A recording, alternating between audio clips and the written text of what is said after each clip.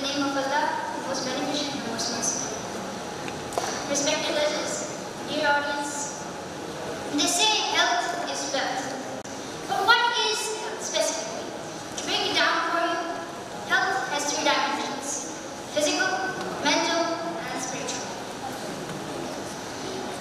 WHO defines health as a state of complete physical, mental, and social well-being, and not merely the absence of a disease and infirmity. Thus, the phrase "a healthy society" does not just imply the meaning of its medical vocabulary. So how do we attain the title of a healthy society? It begins with every individual. Like Neil Armstrong said, "One small step for mankind, one giant leap." So something so insignificant as speaking, like hand washing, can actually change lives. From childhood till now, we are told the importance of hand washing. So indeed, it must hold some significance.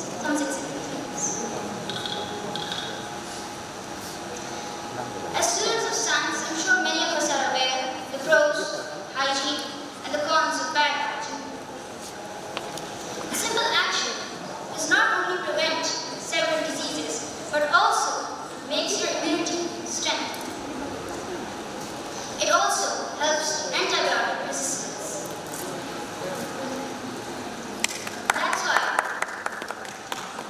That's why we do not wash our hands. This simple action is neglected.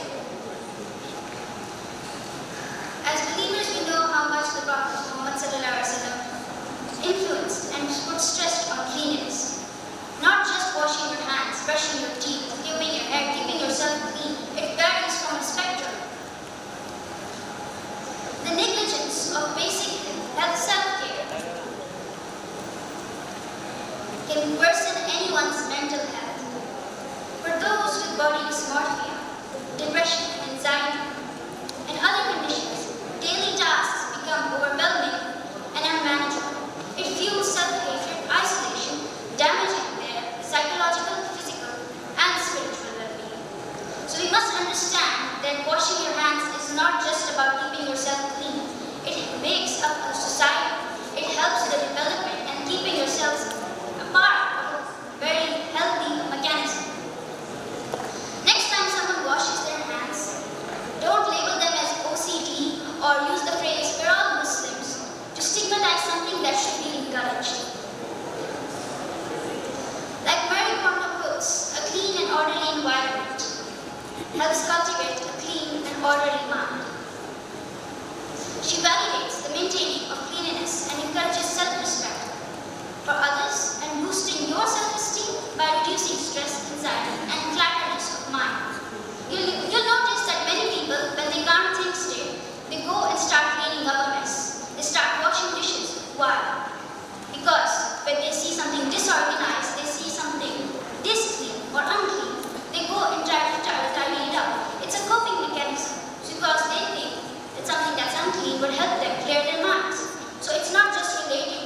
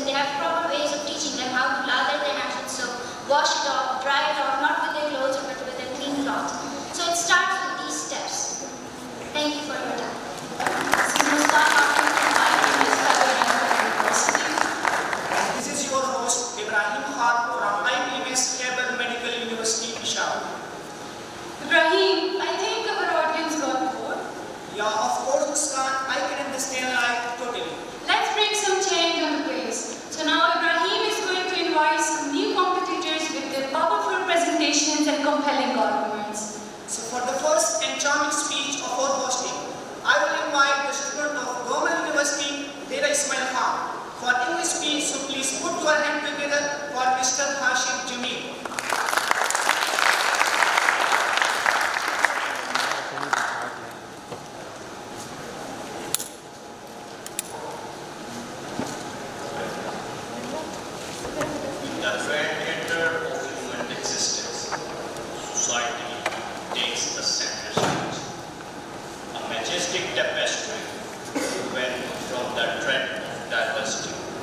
Where 7.9 million souls converge in a dedicated dance of cooperation and conflict, amid a rainbow of custom, ideals, and aspiration.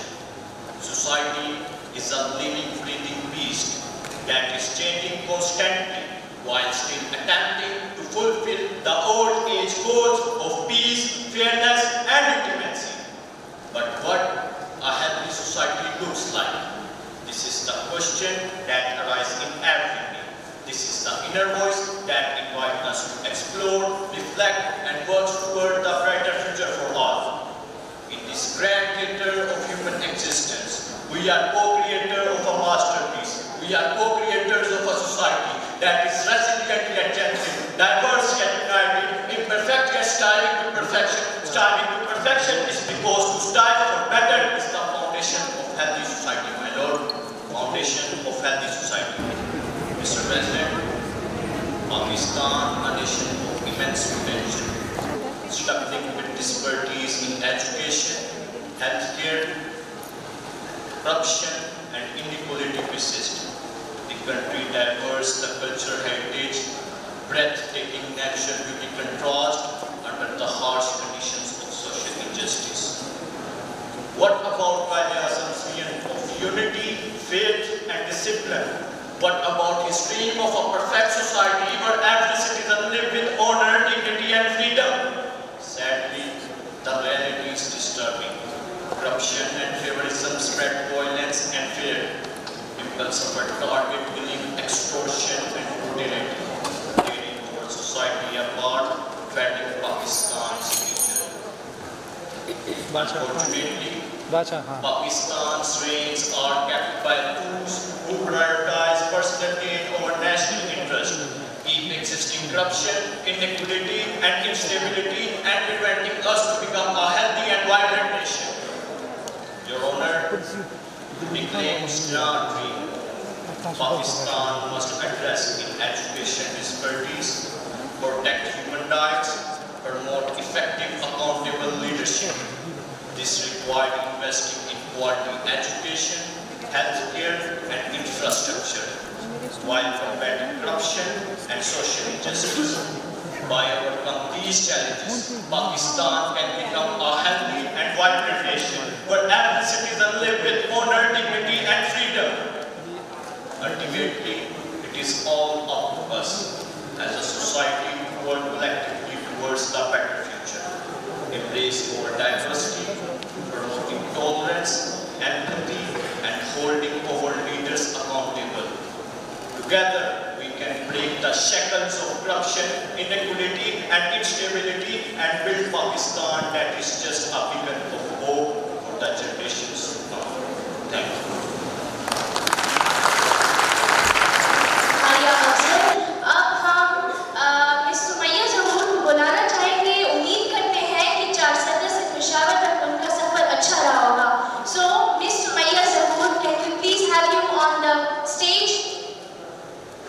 Please join me welcoming Miss Sumaiya Zahoor Khan.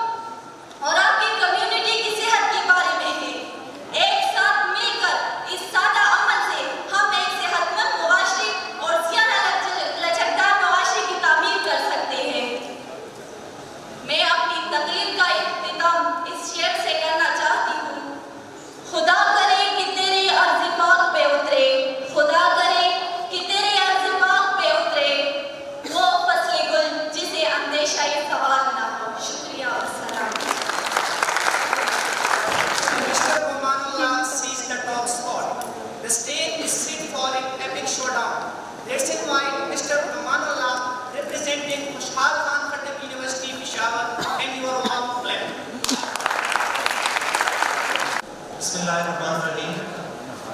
Ladies and gentlemen, and all the great people over here, Assalamu alaikum. I am Ramanullah Khatak, a student of Shahal Khan Khatak University, and today I'll be talking about a topic of paramount importance. But before that, do you know that 1.8 million children die every year due to preventable diseases like diarrhea and pneumonia? And according to UNICEF, in Pakistan alone, 53,000 children die due to these diseases and poor sanitation. These are deaths and lives that could be saved just by proper hand washing. Respected judges, hand washing is a simple yet powerful way to prevent the spread of diseases. By regularly washing our hands with water and soap, we can eliminate harmful germs. This makes hand hygiene the most fundamental and effective step towards building a healthy and a clean society. Cleanliness. Beyond its social and societal importance, cleanliness holds a vital role in almost every religion. Like our Prophet Muhammad peace be upon him said, cleanliness is half of our faith. And we Muslims, before every prayer, do ablution, and guess what? The first step in that is to wash our hands. Thus, cleanliness is not only our social responsibility, but a religious duty. And it begins with proper hand hygiene. Now the question is, how exactly should we wash our hands? Well, we can use the World Health Organization WHO technique for washing our hands, or we can simply apply soap on our wet hands and then scrub it for at least 20 seconds, and after that, thoroughly wash it with water and then dry it. And that's it, not a big deal. That's it, right?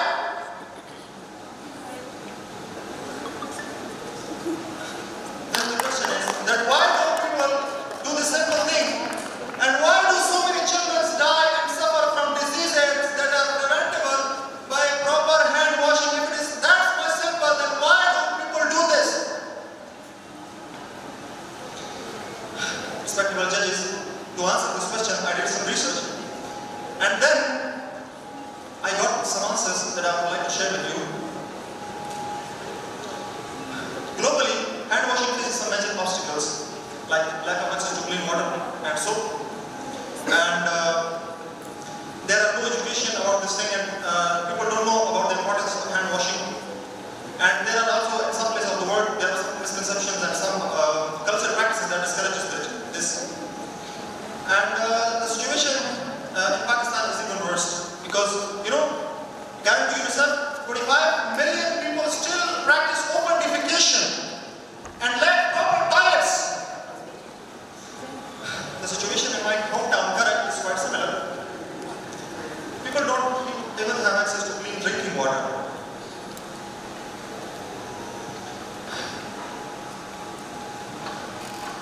To conclude my speech, I would like to stress on the fact that overcoming these challenges is a collective effort.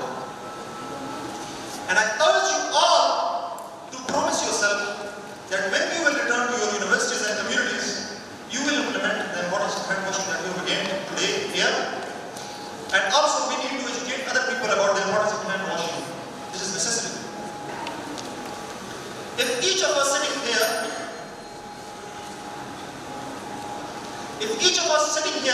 teaches 10 people about the importance of proper hand washing and teaches them how to wash their hands correctly, then I believe that we will be making a true positive change in the world, and we will be adding some value to the world from our side.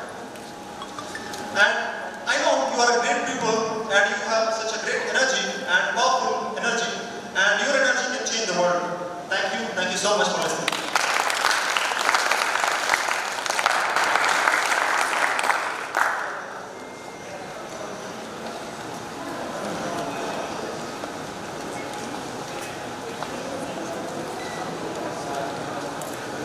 Assalamualaikum everyone. This is your host Munazza Khatak. This is Ibrahim sir. Hand washing is indeed an act of not only saving oneself from hand decline, but others as well. Not taking further time, we would like to call Mr. Velia Patel for English speech from Sarhad from Shaheed Benazir Bhutto Women University, Peshawar. Ms. Farida.